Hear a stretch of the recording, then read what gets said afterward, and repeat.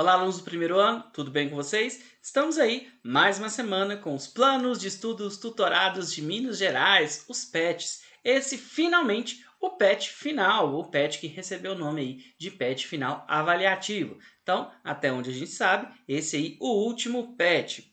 Primeiro, gostaria de dar parabéns aí para todos vocês que têm se dedicado a fazer as atividades, né? Eu sei que não tem sido fácil para ninguém, né? E vocês aí tão firmes e fortes aí fazendo as atividades.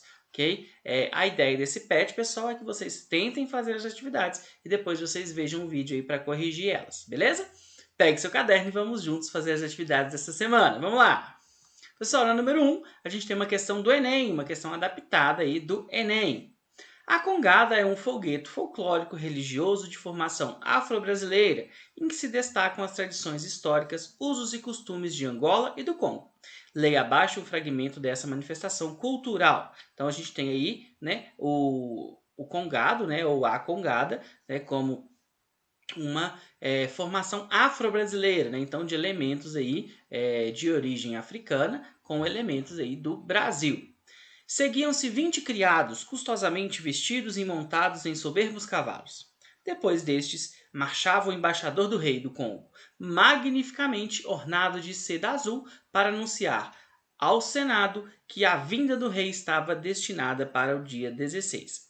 Em resposta, obteve repetidas vivas do povo que concorreu alegre e admirado de tanta grandeza.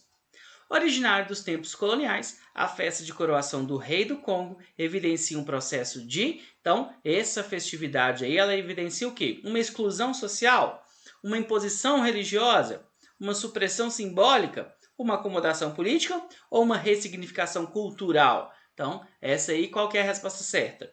A letra E, né, uma ressignificação cultural, então uma mudança, né, em aspectos da cultura, né, é essa ressignificação. Por isso, né, lá no começo, né, fala um folclórico religioso de formação afro-brasileiro, ok? Vamos à próxima. Número 2. Leia os trechos a seguir e responda. Por que a Revolução Francesa influencia o mundo até hoje? No caso de 14 de julho de 1789, o episódio é daqueles de maior importância para a história e influencia até hoje a nossa maneira de pensar e viver. Não é por acaso que a queda da Bastilha, Saint-Antoine, marca do início da Revolução Francesa e inaugura o início da Idade Contemporânea. Se hoje vivemos em um regime democrático em que, pelo menos em tese, todos são considerados iguais perante a lei, agradeça a multidão francesa que se rebelou contra o reinado de Luís XVI e tentou colocar na prática o lema de liberdade, igualdade e fraternidade. Então, relembrando aí a Revolução Francesa e a importância dela até hoje. E o segundo texto aí fala da Conjuração Baiana. A Conjuração Baiana e as infames ideias francesas. Apesar do empenho em contrário das autoridades portuguesas, as infames ideias francesas não demoraram a atravessar o Atlântico. Ao porto de Salvador, o mais movimentado no período colonial, chegavam os novos ideais. O governo português tentava impedir a entrada de livros contendo as ideias revolucionárias, mas, apesar de toda a vigilância, livros, folhetos e documentos circulavam clandestinamente, algumas vezes trazidos por estudantes brasileiros que retornavam de estudos em universidades da Europa. A igualdade de direitos para todos, a aspiração dos conjurados baianos, aparece em vários escritos, como, por exemplo, no ofício enviado ao governo pelo soldado Luiz Gonzaga das Virgens, preterido numa promoção. O suplicante é um indivíduo de classe dos referidos desgraçados, tem a mágoa inconsolável, de ver subir aqueles que nada mais têm que a cor branca. Então, esse texto aí, ele fala, né, dessas ideias francesas, infames ideias francesas, né, esse ideal de liberdade, igualdade que chegaram no Brasil aí, né, e inspiraram a Conjuração Baiana.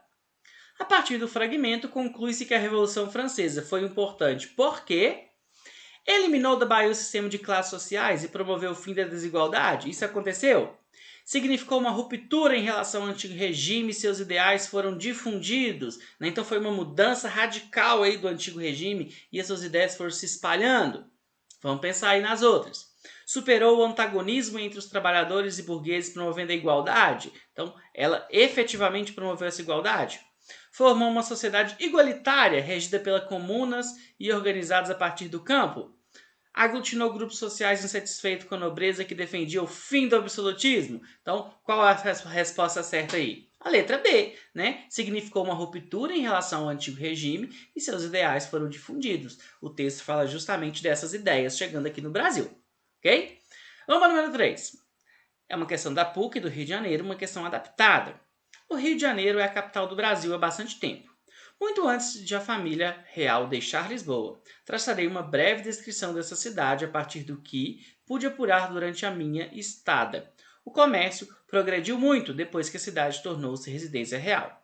Os ingleses têm aberto muitos cafés no Rio de Janeiro, uma novidade que tenho certeza será bem acolhida. De fato, desde março de 1808, toda a cidade vem passando por transformações e recebendo melhorias. A descrição do inglês Thomas O'Neill destaca algumas das transformações ocorridas desde a chegada da corte portuguesa ao Rio de Janeiro no ano de 1808. Cite duas transformações culturais ocorridas na cidade do Rio de Janeiro durante o período joanino, de 1808 a 1821. Então, quando a família real portuguesa, foge lá de Portugal e vem para o Brasil, ela traz mudanças significativas aí na cidade do Rio de Janeiro.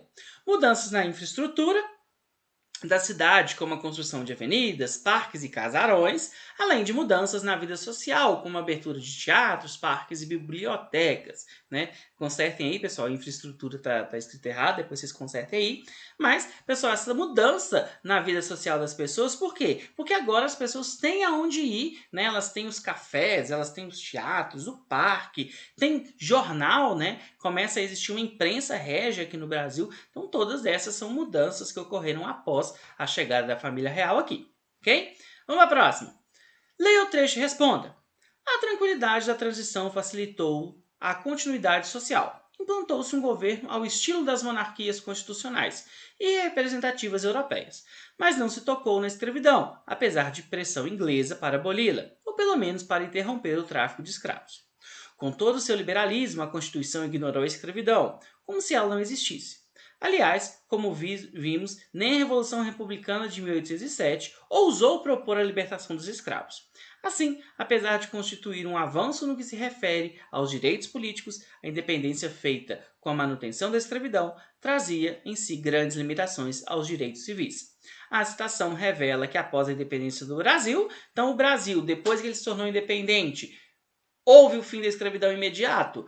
O texto fala justamente que não. Então, a resposta certa é a letra B. Direitos dos cidadãos foram conquistados, mas nem todos os grupos usufruíram. Quais grupos que não usufruíram aí no caso do texto? Os escravos. Os escravos continuaram aí na sua condição de escravidão. Ok? Na número 5, a gente tem aí dois trechos. O primeiro, o abandono do mais fraco. Ajudar o que é mal a se multiplicar. O efeito é o mesmo que fornecer perversamente aos nossos descendentes uma multidão de inimigos. Não há dúvidas de que o altruísmo individual é benquisto, mas a caridade organizada é intolerável. É inquestionável o mal que fazem as organizações que se empenham de forma generalizada em ajudar os inúteis, impedindo assim o processo natural de eliminação através do qual a sociedade continuamente se purifica. Clareamento racial, branqueamento racial ou simplesmente branqueamento é uma ideologia que era amplamente aceita no Brasil entre 1889 e 1914, como a solução para o excesso de negros. Simpatizantes da ideologia de branqueamento acreditavam que a raça negra iria avançar culturalmente e geneticamente ou até mesmo desaparecer totalmente dentro de várias gerações de miscigenação entre brancos e negros.